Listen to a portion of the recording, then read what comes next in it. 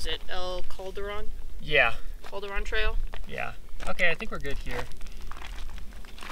I can always zoom in later. That's what 4K is for. It's the world's bougiest behind the adventure show. Definitely. We're definitely fancy professionals when it comes to this. Linus Tech Tips would be so proud we're shooting in 4K.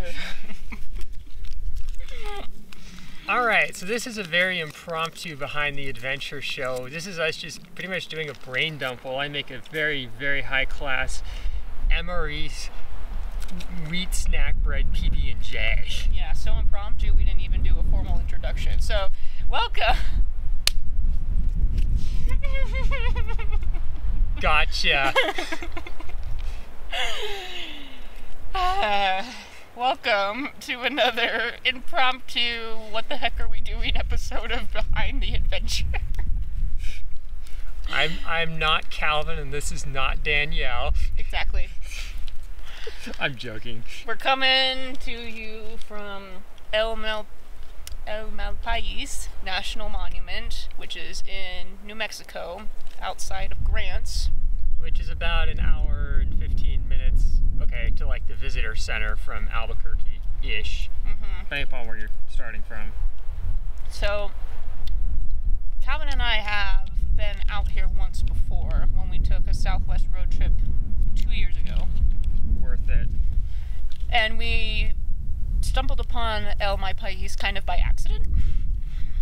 But I think we needed to take a break and we were looking for a restroom and, you know, as the old story goes, Calvin saw a sign and it's like, hey, I wonder what that's like, and right off the road we go. So we go to the visitor center, not really thinking anything of it, and then one of the volunteers at the visitor center, super nice older guy, I kid you not, he, like, I don't know if I asked a question or if he, like, approached me as I was looking at, like, the maps and stuff, and he started telling me about El Malpais and the stuff that you can see here, and it literally seemed like it was like a sales pitch for the park. You could sell ice to an Eskimo. He's like one of those people, not sleazy salesman-ish at all, but just like super knowledgeable, like, you into this? Here! You into lava? Here! You into wide open? Here! It was like, because I heard the last bit of it because I had to use the bathroom too. Yeah, and that's the thing. It wasn't like a pushy, like, sleazy sales pitch. This is just like a guy that knew the highlights of the place and how to market it. And granted, you also need to keep in mind that to get into El Malpais National Monument, you don't have to pay. It's free. Now, if you were to do like a caving permit or like a program, then it might be different. But just to go explore the park, you can just drive in and grab a map and go.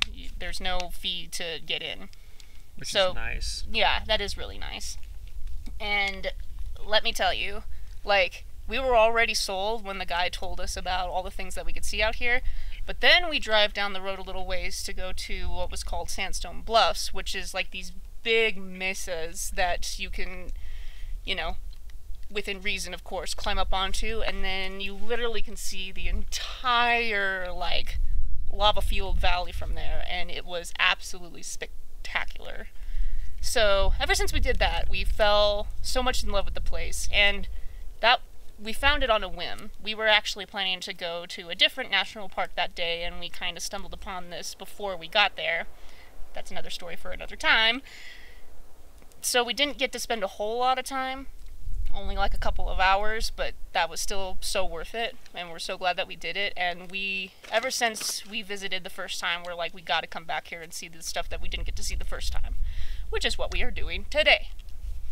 So we're actually on the other side, quote unquote, of the park, going up a trail that's supposed to go to a caldera volcano. It's dormant. I think it's actually non-active at this point, but still really cool scenery. Thank you. Food break. And yeah, we're currently like taking a little snack break before we go up to the caldera itself, because even though the trail is like not super difficult, there's still a gradual gain as you go up, and since we're in high altitude and the air is kind of dry, it's easy to get tired. So we're carving ourselves up here before we go up.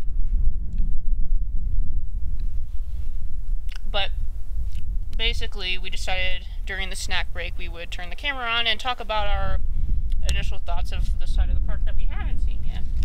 So, Calvin, why don't you go first and tell us your initial impressions of El Caldera Trailhead. It sucks, don't visit it. I'm joking. It is honestly, I'll be honest, for those who don't know, in very short, my knees are garbage. Danielle's a PT, she can tell you all about it in detail.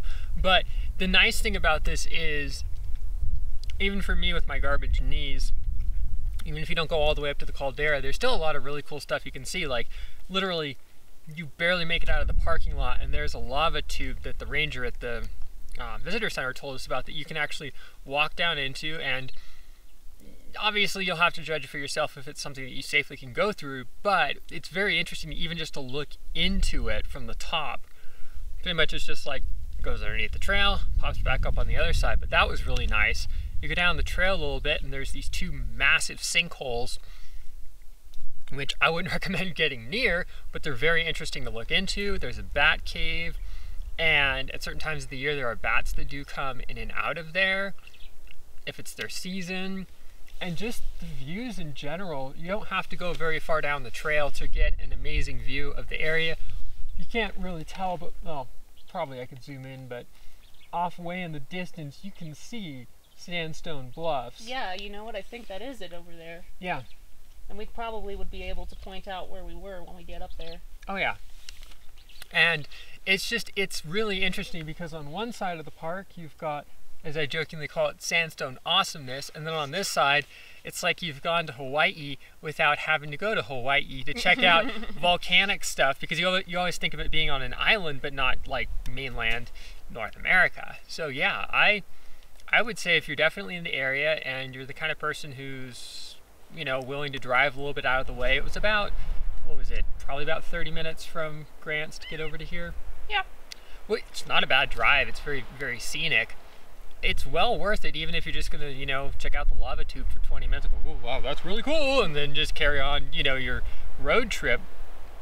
And I want to make a disclaimer on here, just, you know, for reference, if people do come out here. The lava tube that we went to, the only reason we even set foot in it in the first place was because we talked to the ranger at the visitor center, and he said that it was perfectly okay for us to go in it without caving equipment. Caving equipment and a permit. And a permit. That's the only one where you can do that.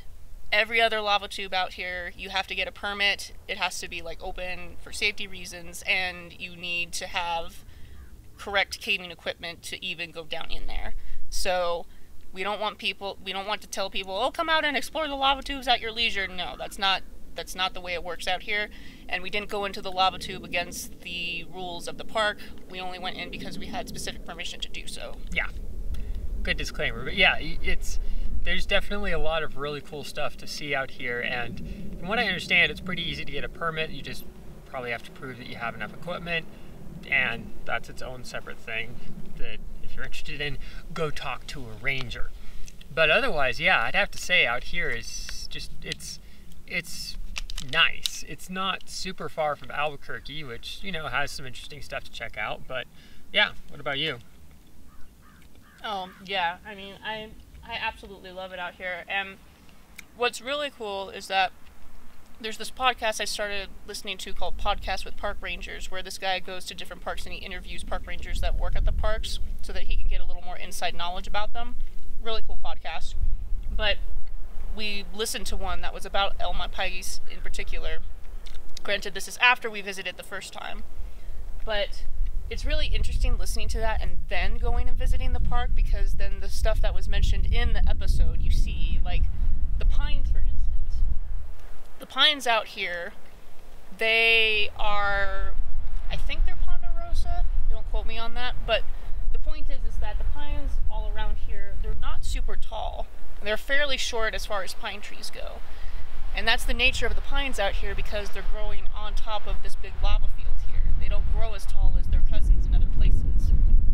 So just little factoids like that you wouldn't know otherwise unless we listened to that podcast episode before. But it's just interesting to actually see, oh yeah, these trees are maybe like just a little taller taller than an average human. And then, like, you know, see the different wildlife areas. We haven't seen any, like, you know, major animals just yet. I don't know if we'll see any today. I kind of hope we do, but there's a thriving ecosystem out here if you're willing to look close enough. So that's really cool to see. And we're not even up to the highest point of this trail, which is the caldera itself, and you can already get like an amazing panoramic view of the place. So even if you don't necessarily have the stamina, or for whatever limitations you have, you can't complete a trail. Point is that you don't have to go very far to get some awesome shots, awesome views. It's got something for everybody, which is really cool. For sure. And I do think it would be really cool to piece this together in different locations, now that I think about it. Yeah. So that we can give you kind of a perspective variety of what's out here. So stay tuned for that. We'll be back.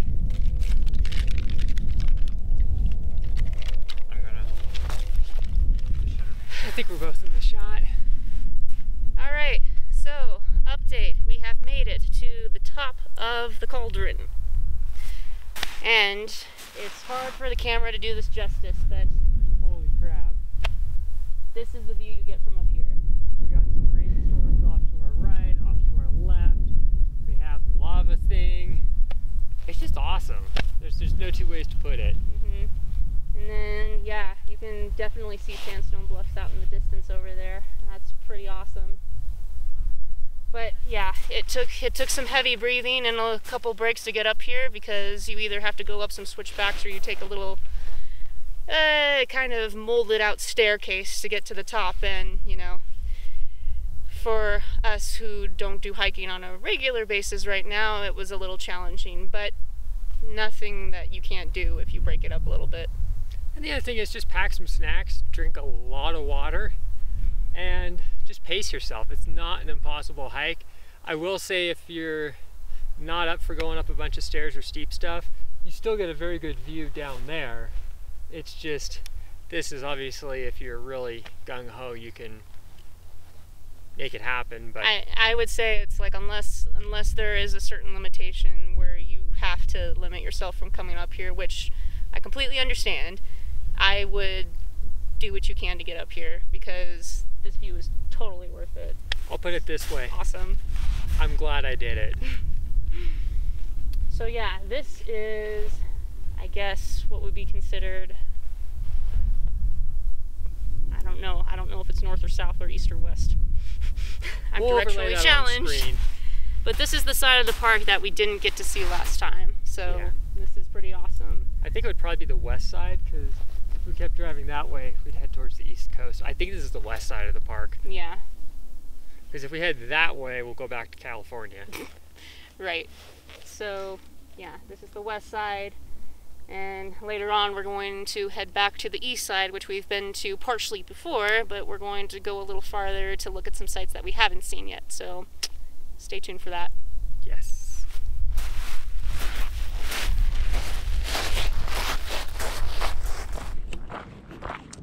All right, heading back down from the El Calderon trail, back to the parking lot. So we meet up with Cal at the end, because he already headed back down. Walked the whole rim of the cauldron, because once you get up there, there's not really a whole lot of climbing. It's pretty steady going, and the views are amazing. One thing that is really cool about this place is just realizing how beautiful different landscapes can be. Because for me personally, I've always been a coastal gal. I grew up on the West Coast, and I had the privilege of not being more than, say, 40 minutes away from the beach. Not that I necessarily went all the time, but it was something that was there and it was accessible. And I didn't really care for desert environments growing up, because my only exposure was like the Mojave Desert, which is in my opinion, a grand expanse of dusty sand and little shrubs and a whole lot of nothing. But as I've had the opportunity to branch out a little bit and broaden my horizons, it's been really cool to see just that desert doesn't necessarily always mean boring. This is considered, I don't know if this is technically a high desert, it may be considered something different, but it definitely has that arid feel to it. And there's just something really special about this place. Malpais technically, is one of those places that I never expected to go to, but I'm really glad that I had the opportunity to do so, and it's really special. So definitely recommend coming out here. The views are next to none, and you can have a swell time even if you're not near any major bodies of water like I usually prefer. So that's my 2 cents. All right, so even though I have changed clothes a tiny bit, it's still the same day. We are now on the other side of the park, and we are on Sandstone Bluffs, which, after coming back here, gotta say, this is still my favorite spot in the park because the views from here are just absolutely gorgeous. There's a reason why I jokingly call it sandstone awesomeness, and I genuinely mean it. Mm-hmm. And it's a little sunny and glary right now, but if you look out that way into the distance, it's kind of being highlighted from where the sun is, but that is where we were before. We were all the way over there, close to the mountains, which there's like one little top over there that's the closest. I'm pretty sure that's the El Calderon over there. You can check it on a map. So yeah, we went from one side of the park to the other. Not walking, mind you, that would have taken days. No. Driving. Yes. But yeah, I have to say, I mean, don't get me wrong, the other side is nice if you're more into hiking and all that stuff. But if you want to get a really good view of the park, just come up to Sandstone Bluffs. There's a lot of really good areas that you barely need to walk to at all to get a really good view of just the whole lava bed, the mountains. The weather today has been really interesting with the mixture of rain clouds, light thunderstorms, you know, but thankfully it hasn't really been an issue, but it's just been beautiful. Oh, I feel raindrops again. Speaking of which. Well, I think on that bombshell, good night. Hope you enjoyed this traveling behind the adventure episode. But yeah, check out Malpais. It's awesome. And do swing by the ranger station and ask them like what's open and what's good to see, because they might be able to tailor what works best for your application. But if anything, if you just need something real quick, come to Sandstone. It's worth it. Okay. Good night, for real this time. Bye. Before it falls over. Here, let's just conclude it with an awesome shot without people in it. All right.